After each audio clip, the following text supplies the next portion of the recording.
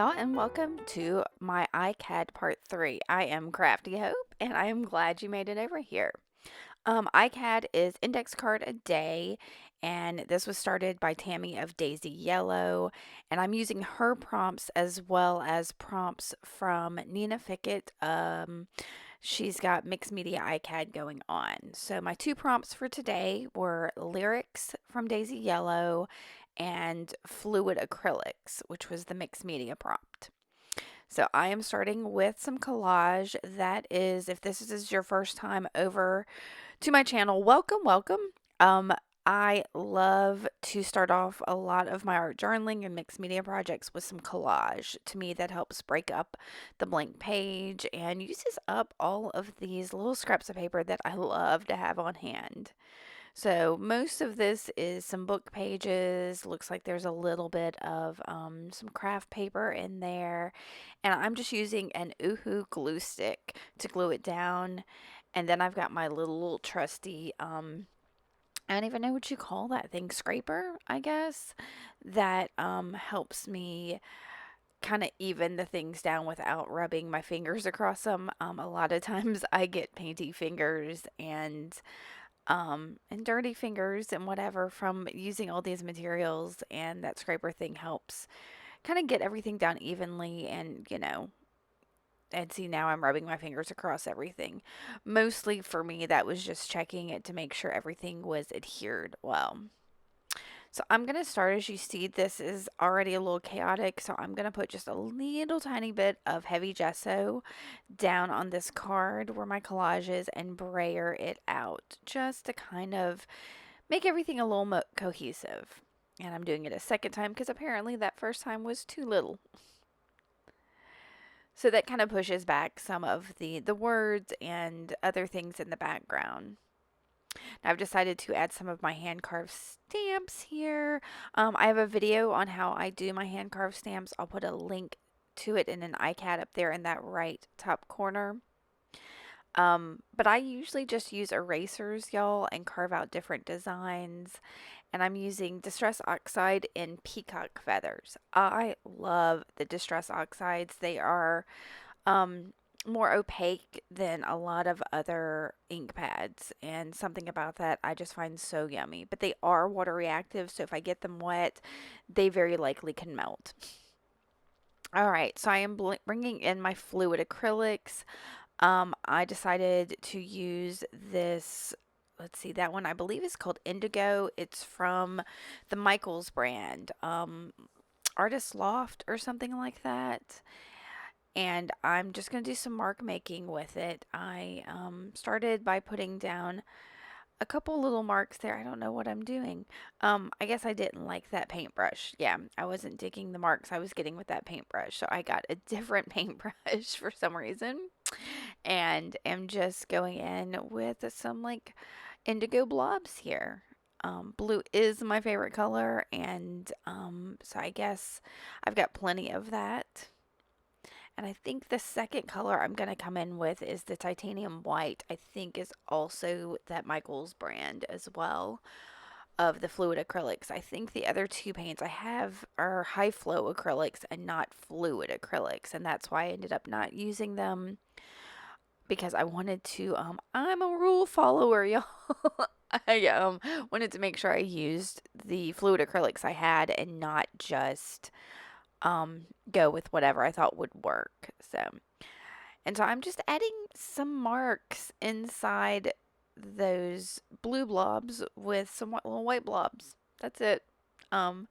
Just trying to get my, what is it, my prompt ready here. So I'm going to go through that, and I think, yeah, I go ahead and add some of those white marks just around on the card as well, to kind of break up that background just a little bit more. All right, so I'm probably going to dry this real quick because I dry between everything. Oh, yep, there we go. I'm drying that. And then I'm going to just trim the excess. I think I had a little bit of paper overage, and that was bothering me. So here I have put, I think, I'm trying to see what kind of thread that is. I that's either some embroidery thread or y'all, I found this package at the Dollar Tree and it's for hair weaves and it comes with like 3 needles and this thread, this spool of thread, and it's some pretty neat thread. It doesn't unravel the way that like embroidery floss does, but it's kind of as thick as embroidery floss. So it's kind of a neat thread. And so I think that's what I'm using here. I can't be sure. It could be just some embroidery floss. And I am kind of doing a oh look, I got a knot.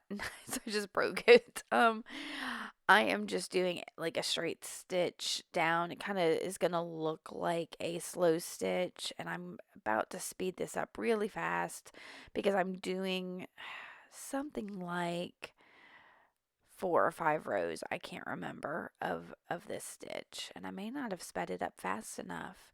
Um but I really like the using, I'm trying to get, let's say this, I'm trying to get better about using more texture and especially textiles, fabrics and fibers and what did I say? Fabrics and fibers and cords and threads in my mixed media artwork a little bit more. So in this one, I decided to just kind of explore that a little bit.